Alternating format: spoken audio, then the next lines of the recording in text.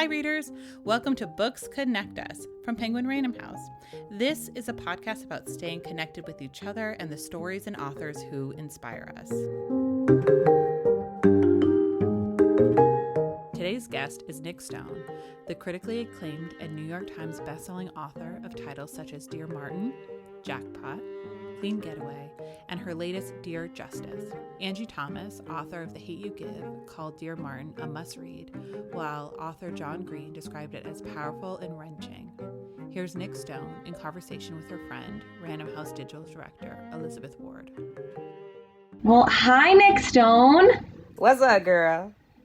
It's so good to see your face. I know, right? The people listening won't, but you know. I know, that's true. Nic, it's so good to talk to you today. I miss you. I miss humans.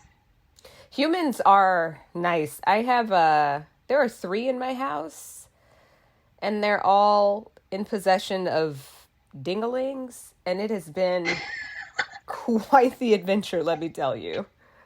What's going on in your house? Just a lot of like pee and farting and lots of things like shaking and booming. And there are times when I feel like there's an earthquake. I literally had to pitch our family tent in the backyard because I have been unable to work in my home office. It is right beneath my 7-year-old's bedroom. And so it's like trying to work with elephants stampeding across the Sahara over my head. And it's a no-go. It's not working. So yeah, the tent's outside. So your tent is now your home office, outside, away from your kids. Mm-hmm. That is I have a amazing. Golden beanbag snitch in there. It's like my seat. And I just go in there and I have my little oasis. I turn off, it's actually been really helpful because like I turn off my Wi-Fi and I leave my phone in the house. So like there's nothing to distract me and I like just right in there. It's magic. That is probably the best quarantine situation I have heard of so far, to be honest. I can't complain. Yeah. I have kind of similar situation in that so I'm in my first year of marriage. And there's nothing quite like ruining the honeymoon phase than quarantine and just never having access to any other people. So we are surviving, I would say, because we're lucky that we have separate workspaces. So I'm kind of holed up in the one area and he's in the other, and we can shut the door. And the shutting the door, honestly, I feel like is saving my marriage right now because, I mean, we're just both on so many calls and things like that. So, yeah, I'm pretty much like, see you at lunch, bye. And then we can have our separate spaces. Yeah. So I've been married for a decade. And my partner is magic. Like he is the only reason I'm able to do anything. And he is on leave from work for the next year, which just worked out perfectly because he just gets to stay home with the kids and we continue our benefit. Like we continue to get health insurance and travel benefits, etc. So I like him though. You know, after a while, you just kind of settle into a rhythm and he puts up with my bullshit. He doesn't really have any bullshit. He's a good dude. I'm glad you figured out a system. It's good to stay married when you can. Good to stay married when you can. And also, you know, I hate to be alone, so I'm grateful that I am with somebody right now. Not everybody is, so I'll take it. I will definitely take it. So how else are you passing the time besides hanging out with your little ones and your husband? Lots of reading, lots of writing, lots of working out, actually. I am determined to be hotter than Jason Reynolds. I think right now Jason Reynolds is probably like the hottest kidlit author according to like popular opinion. So I am determined to surpass him in that. And so I did a dry April. I didn't have a drop of alcohol in the month of April. And I was doing this thing that I called squats over shots. And like, it's working. So I'm just going to keep at that. And then I'm also just like, I don't know, self-care is like a super important thing right now. Not putting too much pressure on myself to like be productive. I find that the less pressure I put on myself to be productive, the more productive I am. So lots of like totally agree beauty stuff. Like I'm I will not tell you what I spent during the Sephora VIB sale the other day on like facial products and masks and beauty vitamins and a bunch of stuff that just makes me feel good. You know, I think it's important Totally. to make yourself feel good when you can. I totally agree. And that makes me have to ask because I mean, I might say that you might be the hottest kidlit author because you are always so good about your hair and makeup routine. So now that we're in a situation where we're not really out and about, and, you know, and part of self-care, you know, putting on makeup sometimes makes me feel good about myself, you know? So I'm wondering, like, what are your beauty routines right now and your at-home looks? What are you doing? I'm actually wearing very little makeup these days. Like I'll wear makeup if I'm creating like video content for Instagram or, you know, I'm working on a YouTube channel. This is going to be a real adventure. I kind of wish we could do the video because my hair looks amazing right now. I used a diffuser for the first time yesterday. But with regard to like products and stuff, I've been using, I love a good mask, like a facial mask. I love Glossier is a brand that I love. Glam Glow is a brand that I love. There's a brand called Rosen that I really love. Aesop is a brand out of Australia that's really great. I have an absurd number of masks and serums and there's this new, so like my serums, I don't mess with any other serums now than there's a new company called Aethera Beauty. It's AETHERA. I promise this is not a paid ad. I just really love this stuff. There are two different lines, but it's 3 serums in the line. There's like a morning one, a night one, and one that you use both morning and night. And the sativa ones are just like, they have changed my skin and I love them. But like, I'm not even gonna lie, like a bitch is kind of bougie about skincare. So just putting that out there. I do want to say, I appreciate that. Yeah. And I mean, look, we are in a global pandemic and I am under no illusions about how charmed my life is, you know? And I think that like, as we sit talking about beauty products and hair stuff and just feeling good in your own skin, I constantly have to remind myself that most people are not having this kind of quarantine experience. So yeah. And then I go like do 10 push-ups and make a donation, you know, like I'm like trying to balance gratitude with action, and enjoyment of life has been the lesson of quarantine for me, you know? I totally hear that. Yeah. And I feel like that's something that I've been thinking a lot about because I'm spending a lot more time on my phone, but I do need those breaks to put it down. But I feel like on one hand, I'm being flooded by face mask and like hair mask ads, and I have definitely given in to some of them. I've bought quite a few things. But then at the same time, I feel like I'm also being flooded, on Instagram and things like that with people taking donation challenges and tagging friends and what they're reading. And people using the stay home sticker. And then it reminds me about just like how many people are experiencing quarantine differently. Not everybody, is able to click on those Instagram ads and buy that cute loungewear set. But there's this sense of community that I'm seeing that is really uplifting. And I feel like especially in the reading community, I wonder, like, have you seen that at all? Being an author and, like, especially in YA, I would say, like, so many people are talking about books right now. And I love that. Yeah, it's really great. So I, for a minute, I was doing, when we were struggling to write, I was doing these writing sprints 3 times a day with Elizabeth Acevedo. And like just taking the time to sit down, knowing that somebody is doing this at the same time, there is a sense of community that kind of engenders.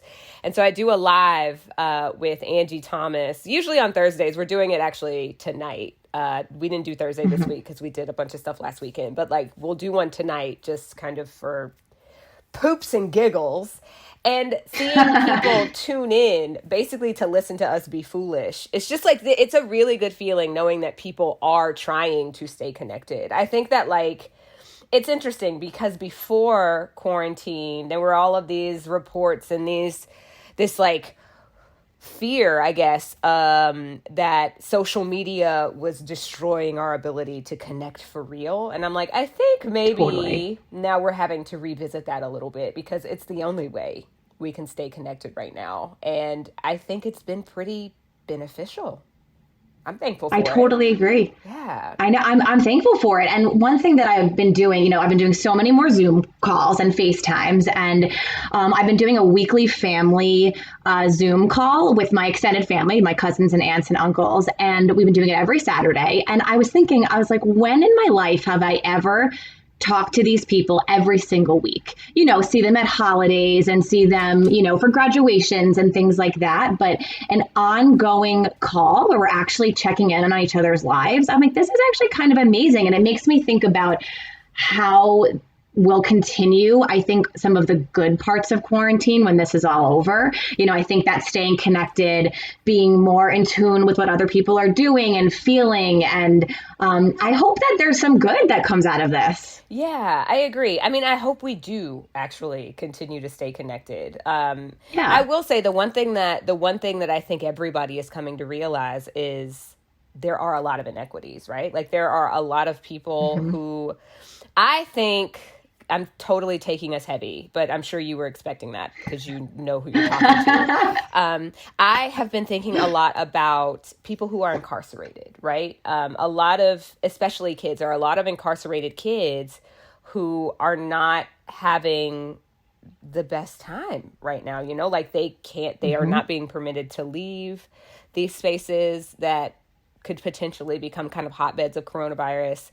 They're having to stay in close quarters. The only option to not be in close quarters is to basically be in a type of solitary confinement.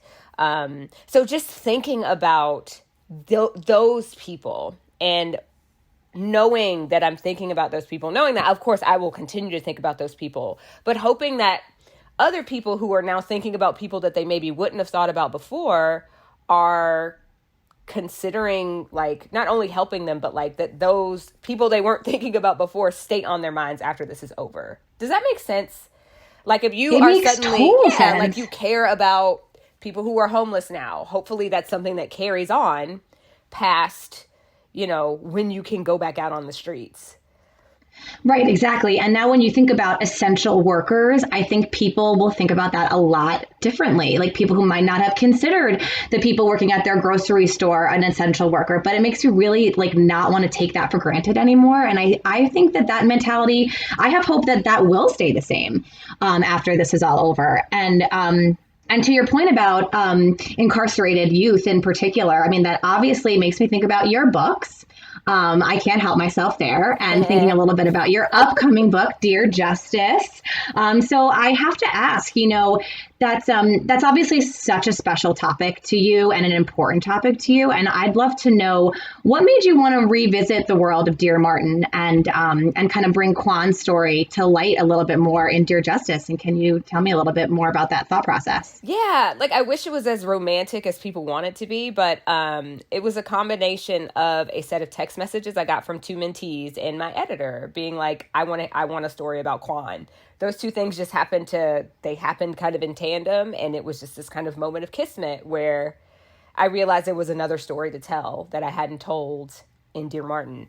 I would get a lot of people who would read Dear Martin and would hold justice up as this like bastion of what a Black boy should be like. And it irritated the crap out of me because it's like Justice, his situation was unique, right? A lot of kids who wind up in trouble don't have a supportive home life. They don't have a parent who is going to make sure that they are doing the right thing, So I wanted to tell the story of the kid who grows up in the same neighborhood as Justice, but has a completely different experience.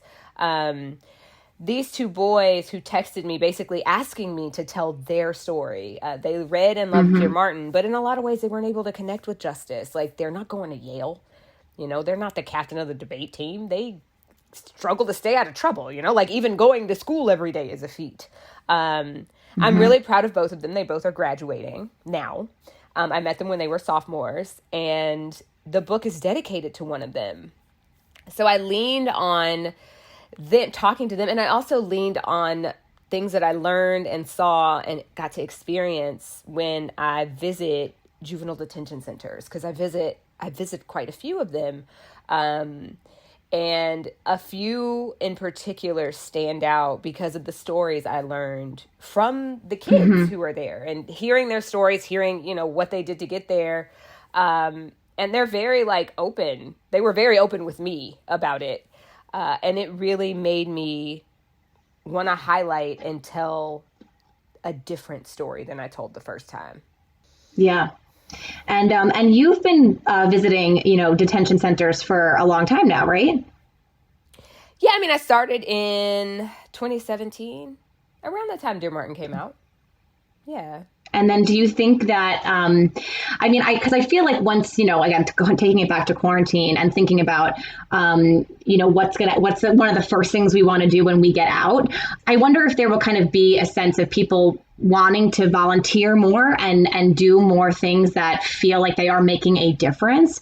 So I feel like your book, Dear Justice, is coming out at a good time that will hopefully maybe inspire people to want to take that kind of action, or maybe write letters to somebody who is in a juvenile detention center, or make those visits or volunteer in some way and just take action. I feel like that's something that I feel like I'm seeing is like people are craving that and wanting to do more. So have you thought about, you know, your book coming out at a time that, you know, this has changed everybody's lives, right? So, and like that, how that might help us spark some of that change? I mean, yes and no. Like, I've been thinking a lot about what I specifically can do using my platform to encourage people to care more about other people. Like that is like the core of just about everything I do. I want us as human beings to see each other as human beings and to do more just caring about each other, caring about how each other is doing, reaching out, like, how can I be of service to you? How can I make you less miserable? I've learned a lot in therapy. My therapist and I have had, there was one conversation we had in particular that completely upended my worldview. And we were talking about how at our core, everybody's miserable. Like, and it's true, but it's a very true thing. Life is hard. Everybody has something they're struggling with. You could be the richest person on earth and you would have something that you're struggling with. I think about mental health, for instance. You know, some of the richest, most famous people struggle with depression. That's not a fun thing. As a person who has also struggled with depression, I can tell you that's not a fun thing. So just knowing that, like, everybody's miserable in one way or another. I can't make anybody happy. You can't make anybody happy. Nobody has the power to make anybody else happy, but we can work to make each other less miserable. Like, I can do one thing to make a person less miserable for a brief moment in time. And if that's something, if that's a message that I can spread, like, we all have the power to make each other less miserable, I will have, like, done my job.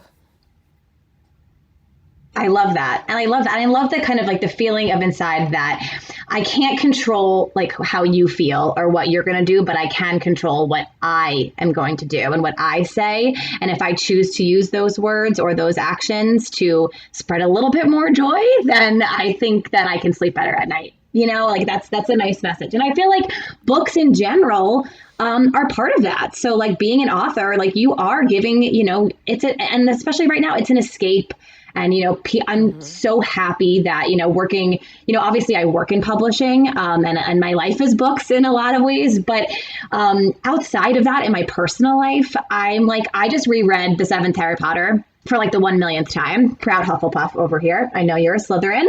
And I just like, I needed that. I really needed that. And it made me happy. And it kind of like made me forget about, you know, the misery, you know, to use that miserable word for a little while. And I loved that. So it's that comfort, you know? Yeah, I agree. I've been putting my first ever novel. I wrote this novel, I think I was 28. First thing I ever wrote. It's long as crap. It's like 125,000 words, which for me now is literally 3 books. Like, I typically am not writing a book longer than 40,000 words now. So this is like a 3-book length book for me, but I've been putting it on Wattpad just because why not, right? So why not? I put it on Wattpad, and these kids, specifically kids, are getting to read this thing that I wrote when I was, trying to figure out how to write. And I think even little things like that, these little actions where like you're letting people see you, are super helpful when it comes to just trying to engender this compassion in other people. I think we all just want to know that we're not alone, especially right now. Like, and knowing that like my first book was full of tropes and cliches, and like, yes, it's funny, and yes, it's kind of swoony at times. It's not anything I think anybody would be willing to publish, right?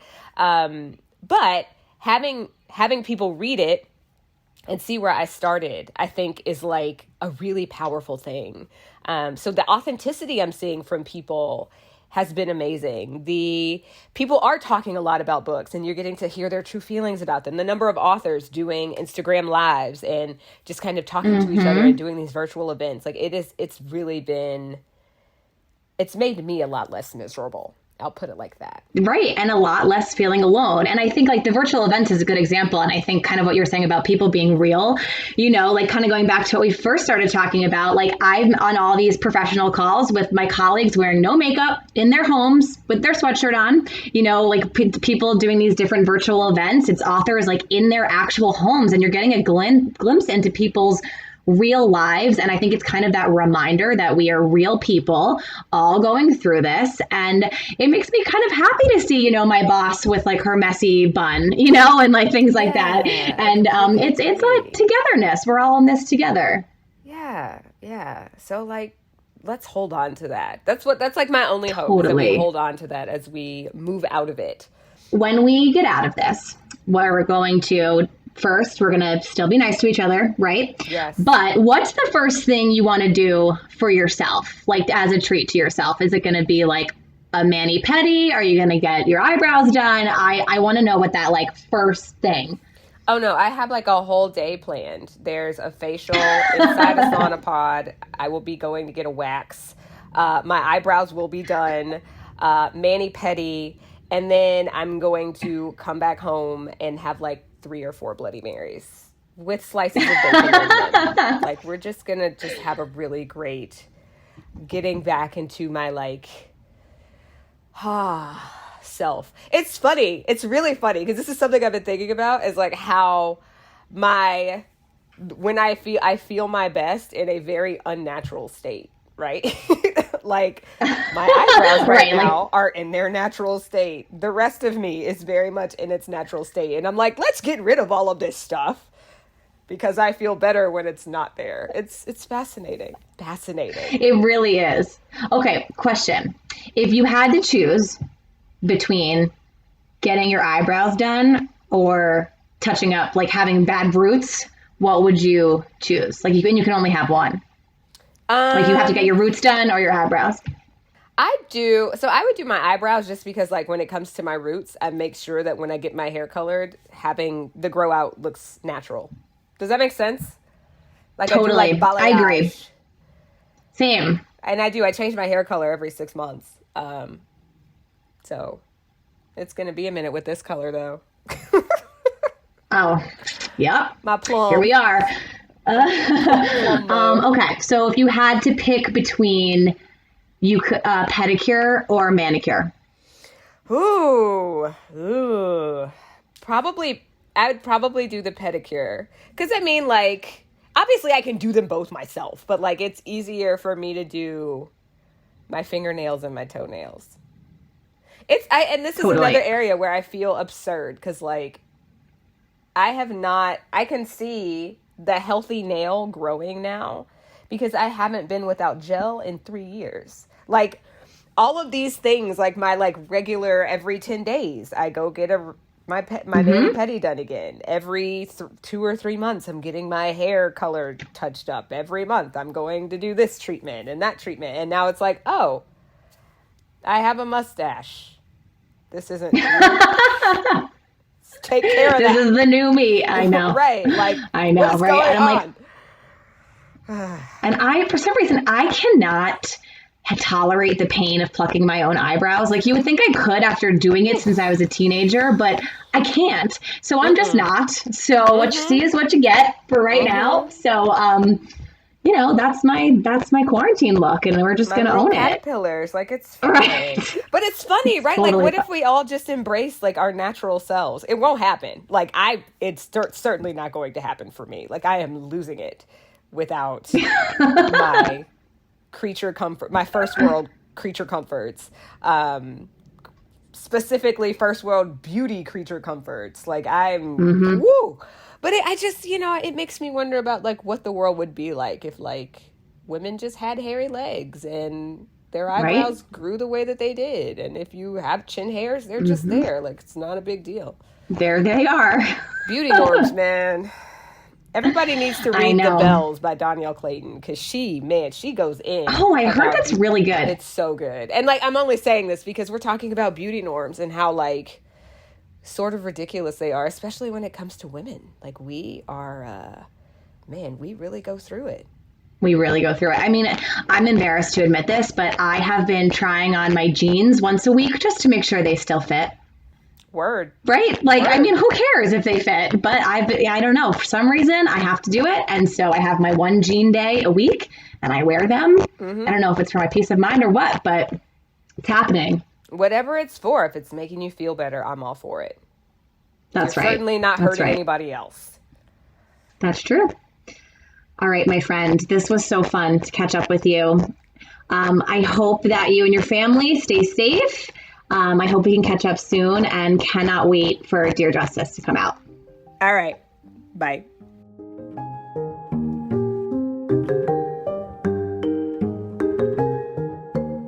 Thank you for listening to Books Connect Us. For more great book recommendations and information about your favorite authors, feel free to follow Penguin Random House on social media or visit penguinrandomhouse.com.